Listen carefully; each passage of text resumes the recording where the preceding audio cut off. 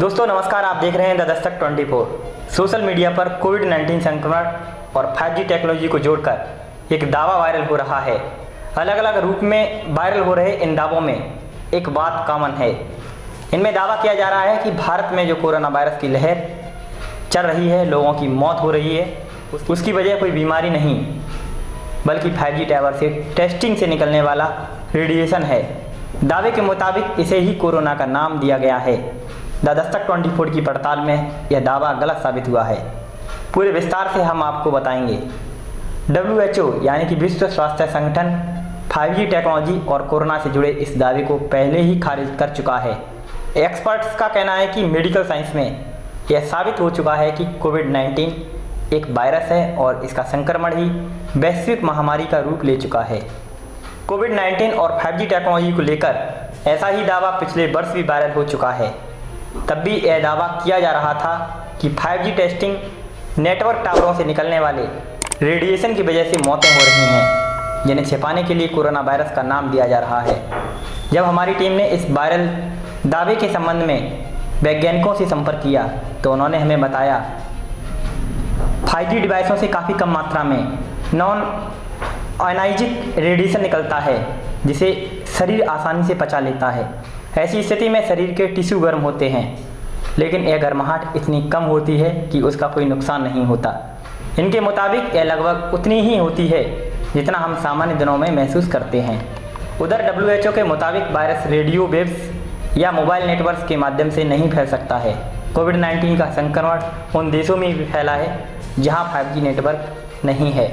WHO ने स्पष्ट तौर पे बताया कि एक संक्रमित व्यक्ति के खांसने, छींकने या बोलने के दौरान निकलने वाले ड्रॉपलेट्स इस संक्रमण के फैलने की वजह हैं। इसके अलावा लोग कोविड-19 से संक्रमित सतह को छूने और फिर उसी हाथ से आँख, मुंह और नाक की सतह को छूने की वजह से इसका शिकार हो सकते हैं। आपको बता दें कि एक वायरल दावे में यह भी कहा गया कि 5G पहले 4G रेडिएशन पक्षियों को मार चुका है। यानी कि साफ तौर पर यूँ कहें कि इस दावे में यह बताया गया था कि 4G नेटवर्क पक्षियों यानी कि गौरैया, सर्प, अन्य जीवों के लिए खतरनाक साबित हो चुका है।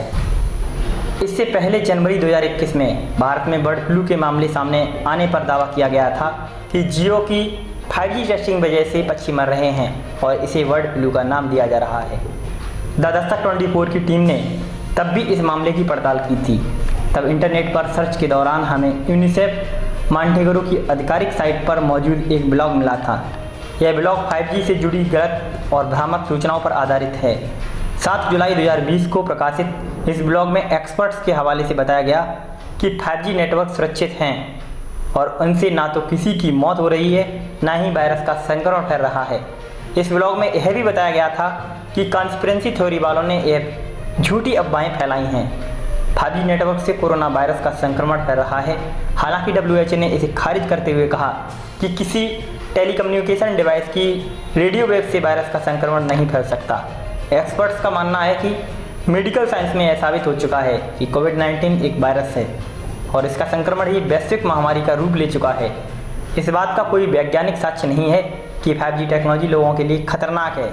ऐसे में जब पूरी मानवता इस संक्रामक महामारी से जूझ रही है तो ऐसी फर्जी दावे समस्या और इजाफा करते हैं। ऐसी झूठी कहानियां फैलाने वालों पर कार्रवाई की जानी चाहिए। इस रिपोर्ट के बाद आप समझ गए होंगे कि 5G नेटवर्क जो अफवाहें फैलाई जा रही हैं सोशल मीडिया, व्हाट्सएप मीडिया या अन्य मीडिया पर में निराधार फर्जी हैं। कोरोना वायरस वास्तविकता में महामारी है जिसकी 5G टेस्टिंग से कोई मतलब नहीं है। दोनों ही अलग अलग विषय हैं, अलग अलग तरीके से देखें। अफवाहों से बचे रहें। आप देख रहे हैं द दस्तक 24। बने रहें हमारे साथ। धन्यवाद।